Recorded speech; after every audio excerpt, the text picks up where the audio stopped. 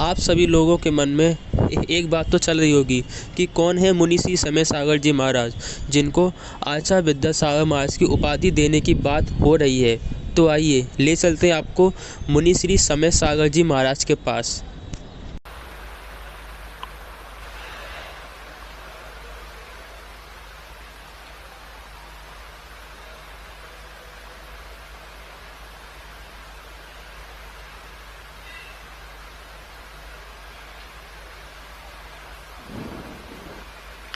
श्रुतजलदिपारगेभ्यः स्वपरमतविभावना पटुमतेभ्यः सुचरिततपोनिधिभ्यो नमो गुरुभ्यो गुणगुरुभ्यः।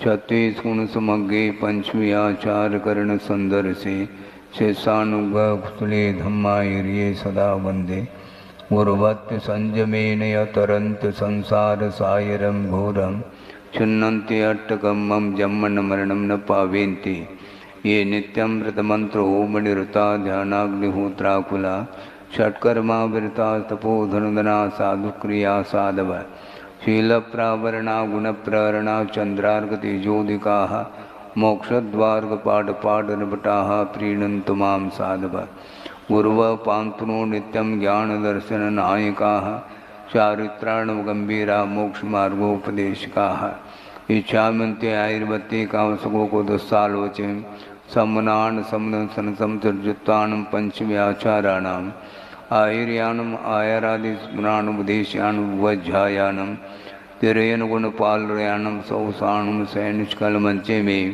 पूजे मे वन्दामि नमंसामि दुःखको कमको वोविलाओ सुगैगमनं समायमरणं जनगुणसम्पत्तिहोदमज्झम् नमस्ते वर्धमानाय निर्धूतकलिलात्मने सालोकानां त्रिलोकानां यद्विद्यादर्पणायते।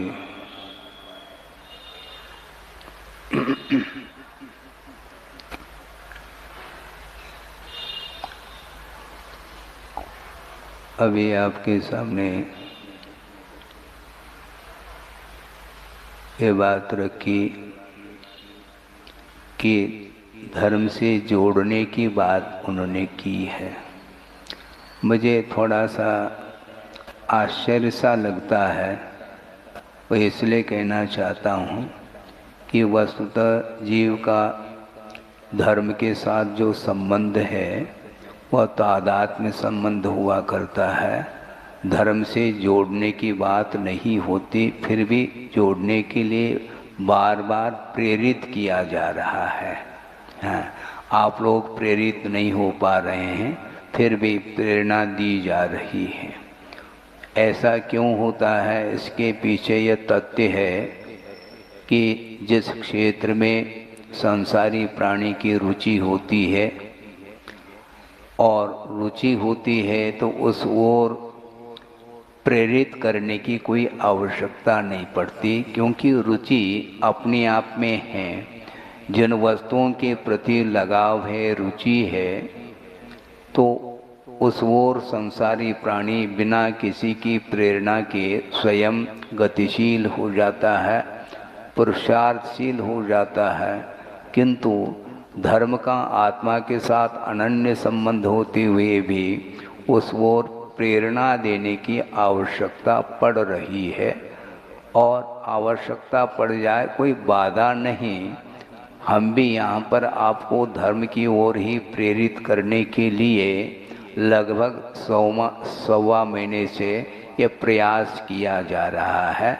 और ये प्रयास मेरा प्रयास नहीं, गुरुदेव का प्रयास है, ये ध्यान रखें। हाँ, क्योंकि आगम की आज्ञा है कि संस्कार, कर्म के संस्कार, वैश्विक संस्कार अनादिकालीन हैं और उनको दूर करने के लिए बार बार प्रयत्न करने की आवश्यकता पड़ती है। और धार्मिक क्षेत्र में प्रयत्न करना हमारे लिए हानिकारक नहीं, उसमें निश्चित रूप से सफलता मिलेगी, ये मुझे पूरा विश्वास इसलिए है क्योंकि मेरा विश्वास आप लोगों के ऊपर नहीं, ये ध्यान रखो, गुरुदेव के ऊपर मेरा विश्वास है। यह निश्चित रूप से कार्य संपन्न होगा, होगा और होगा। और इस कार्य को संपन्न करने के लिए जिसका योगदान है उसी को सफलता मिलेगी, यह भी उतना ही सत्य है, ये ध्यान रखें। बिल्कुल ठीक है, सुनने के लिए सब लोग बैठे हैं, किंतु सब लोग धर्म को ग्रहण करें ये अनिवार्य नहीं है, क्योंकि जिसकी रुचि होती है वही ग्रहण करने का निरंतर पुरुषार्थ करता है और करना चाहिए। इतना ही कहना चाहता हूँ, क्योंकि ब्रह्मचर्य जी ने आपको काफ़ी मात्रा में डोज दिया है। अब ज़्यादा डोज देंगे तो कहीं रिएक्शन न हो जाए, साइड इफ़ेक्ट न हो जाए, हमें ध्यान रखना पड़ता है। इसलिए हम आगे बढ़ना चाहते हैं। यहाँ पर आपका स्वरूप क्या है ये बताया गया है आचार्य समंतभद्र स्वामी ने कि 18 दोषों से रहित हुआ करता है। और 18 दोषों से रहित होना ये खेल नहीं है। ये खेल खेल में यदि हो जाता है तो अभी तक हम शुद्धालय में पहुंच चुके होते हैं, किंतु दोषों से मुक्त होना बहुत अत्यंत कठिन कार्य है। असंभव तो नहीं है, किंतु यह कष्ट साध्य है, ऐसा कहा गया है। और आप लोगों को कष्ट हो ही रहा है। धर्म की आराधना करने के लिए कष्ट महसूस नहीं होना चाहिए। बार बार प्रयत्न करने के उपरांत भी वह यदि हम लक्ष्य तक नहीं पहुंच पाते हैं तो इसमें भगवान का अथवा देवशास्त्र गुरु का कोई दोष नहीं, क्योंकि वो दोषों से मुक्त हो चुके हैं। किंतु दोष हमारे भीतर हैं, उनको दूर करने का प्रयास करना चाहिए। किंतु दोषों को वही दूर करने का प्रयत्न भी कर सकता है जैसे दोष के रूप में जानने में आ रहे हैं। तो यदि दोष भी गुण के रूप में जानने में आ रहे हैं मान लो, तो कभी भी वह दोषों से मुक्त नहीं हो सकता, यह सिद्धांत है। इसलिए परसों के दिन हमने एक पंक्ति पढ़ी थी आगम में जो पढ़ने को मिली है, और प्रतिदिन प्रतिक्रमण आदि पाठ में वह पंक्ति आती है, जितमद हर्षद वेशा। क्योंकि जिनेंद्र भगवान दोषों से रहित हैं तो उन्होंने मद को भी जीत लिया है। हाँ, ये महाराज आप जीतने की क्यों बात करते हैं, जबकि आचार्य ने कहा हार जीत की चर्चा नहीं करनी चाहिए, और आप यहाँ पर बैठ करके जीत की बात कर रहे हैं आप। हाँ बिल्कुल कर रहा हूँ, क्योंकि हमें दूसरों से नहीं जीतना, दूसरे किसी व्यक्ति विशेष के साथ हमें संघर्ष नहीं करना, क्योंकि युद्ध में प्रवेश करता है, क्योंकि जहाँ से आक्रमण होता है उसको परास्त करने की दृष्टि से राजा भी अपने सेना के साथ युद्ध में प्रवेश करता है। अथवा राजा भले ही न करे, किंतु राजा की आज्ञा के अनुरूप सेना युद्ध स्थल पर पहुंच जाती है, और जो विपक्ष सेना है उसके साथ वह युद्ध करना प्रारंभ करती है।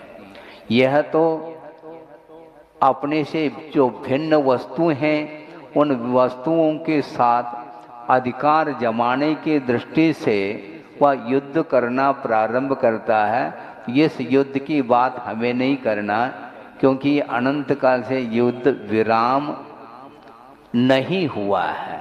ये विश्व युद्ध चल रहा है, और यह विश्व युद्ध यह अनादि काल से चल रहा है, कभी विराम नहीं पा पाया। अब हमें इस संसार के साथ, संसारी प्राणियों के साथ युद्ध नहीं करना, किंतु हमें वस्तुतः युद्ध किससे करना है? जो हमारे लिए पतन के लिए कारणभूत जो परिणाम हैं, आत्मगत परिणाम, उन आत्मगत परिणाम के ऊपर विजय प्राप्त करने के लिए ही आचार्यों ने मोक्ष मार्ग का रूप स्वरूप बताया है। जो व्यक्ति मोक्ष मार्ग पर आरूढ़ होता है उस व्यक्ति के ही वश की बात है वह इन सारी चीज़ों के ऊपर विजय प्राप्त कर सकता है। मद के ऊपर भी विजय प्राप्त किया जा सकता है। हर्ष विषाद की रूप जो कालुष्य परिणाम है उनके ऊपर भी विजय प्राप्त किया जा सकता है। मात्सर्य के ऊपर भी विजय प्राप्त किया जा सकता है। मोह के ऊपर विजय प्राप्त किया जा सकता है। कषाय के ऊपर भी विजय प्राप्त किया जा सकता है। परिचयों के ऊपर भी विजय प्राप्त किया जा सकता है।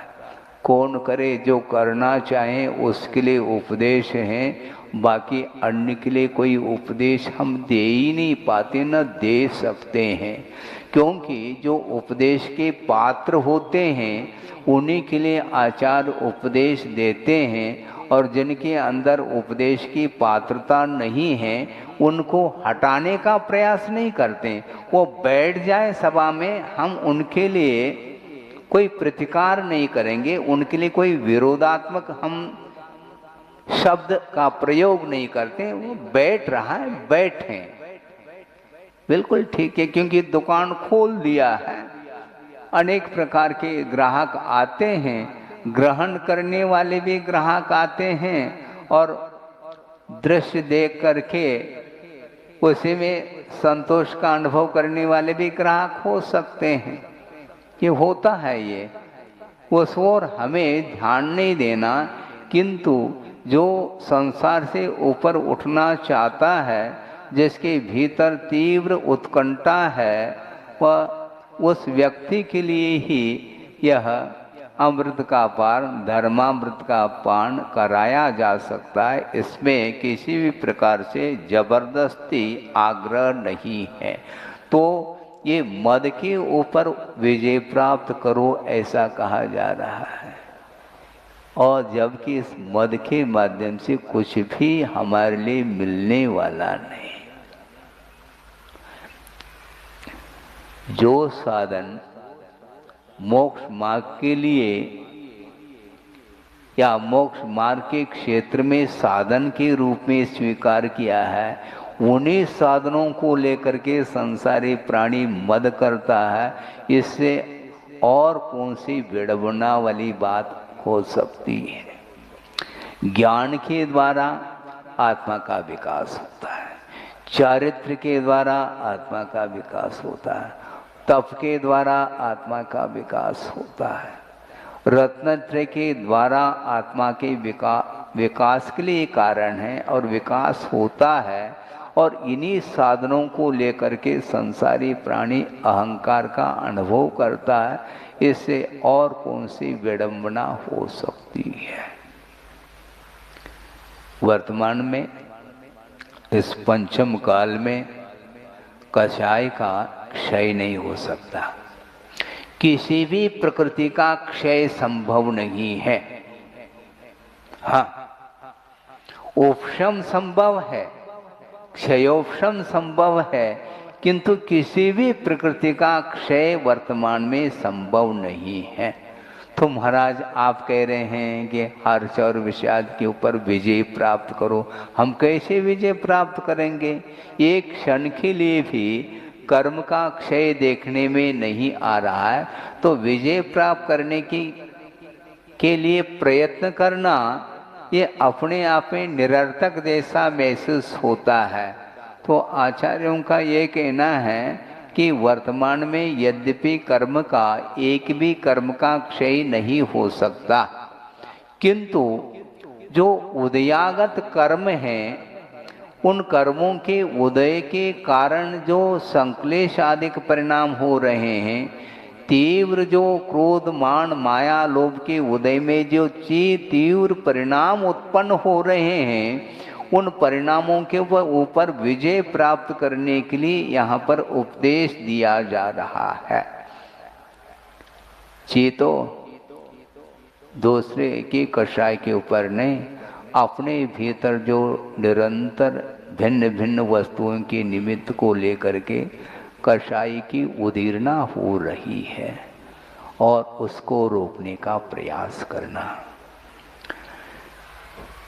कषाय उदय को प्राप्त होता है, उदय को प्राप्त होता है तो उसका प्रभाव उपयोग के ऊपर निश्चित रूप से पड़ता है, किंतु पढ़ते हुए भी कषाय करे यह अनिवार्य नहीं है। कषाय का करना और कषाय का होना बड़ा अंतर है इसमें। कषाय का करना और कषाय का होना, यानी उदय आया है तो उसका प्रभाव आत्मा के ऊपर पड़ रहा है, वह कषाय हो रही है, किंतु उसमें किसी भी प्रकार से हमारा कोई प्रयत्न नहीं है। अबुद्धि पूर्वक कषाय का होना उसको रोका नहीं जा सकता, किंतु बुद्धि पूर्वक संक्लेश परिणाम के साथ एक दूसरे के ऊपर जो प्रहार करने का भाव है, इस प्रकार का कषाय हमारे लिए हानिकारक है, ये कहा गया। और वह कषाय भयंकर रूप ले लेता है। तो क्यों ले रहा है? ये अज्ञान के कारण ही इस प्रकार के संसारी प्राणी की दशा हो रही है। जब तक कषाय का यथार्थ ग्रहण होता रहेगा तो कभी भी अज्ञान भाव टिक नहीं सकता। क्या कहा हमने? क्या कहा? जब तक पदार्थ का यथार्थ ग्रहण नहीं होता तब तक अज्ञान भाव का सद्भाव रहेगा, और यथार्थ वस्तु तत्व का ग्रहण जिस समय होता है उस समय मोह टिक नहीं सकता। यह सिद्धांत है, क्योंकि अयथार्थ ग्रहण करने का अर्थ ये मोह का चिन्ह कहा है। मोह की क्या पहचान है महाराज? मोह की क्या पहचान है? अपनी आत्मा की पहचान कर लो तो मोह की पहचान अपने आप हो जाएगा, क्योंकि जो आत्मा को जान रहा है वह कभी भी पर वस्तु के साथ मोह नहीं कर सकता। यह सिद्धांत है।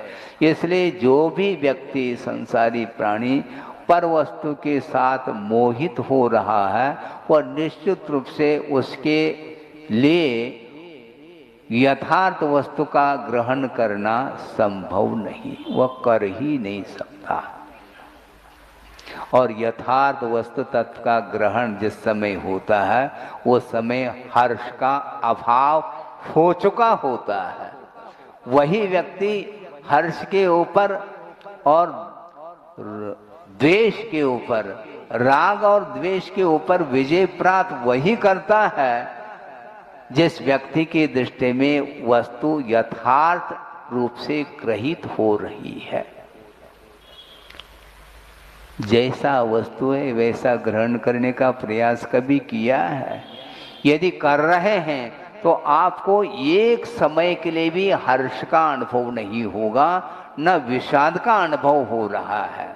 और हर्ष और विषाद का अभाव हो गया तो इच्छा के ऊपर नियंत्रण हो गया। उसके लिए अब संज्ञाएं सता नहीं सकती। आहार संज्ञा, भय संज्ञा, वासना रूप संज्ञा और परिग्रह संज्ञा। मूर्छा का भाव जिसके अंदर है उसके अंदर वस्तु का यथार्थ ग्रहण संभव नहीं, उसके लिए त्रिकाल असंभव है। आप शांत बैठे ऐसा लग रहा है, किंतु पर वस्तु के प्रति आपका मूर्छा भाव है तो आप वस्तु का यथार्थ ग्रहण नहीं कर रहे हैं। यह सिद्धांत कह रहा है, मैं नहीं कह रहा हूँ। महाराज ये कैसा संभव है हमारे लिए? आपके लिए कैसा संभव है ये बाद में बताया जाएगा, किंतु वस्तु तत्व का स्वरूप यही है।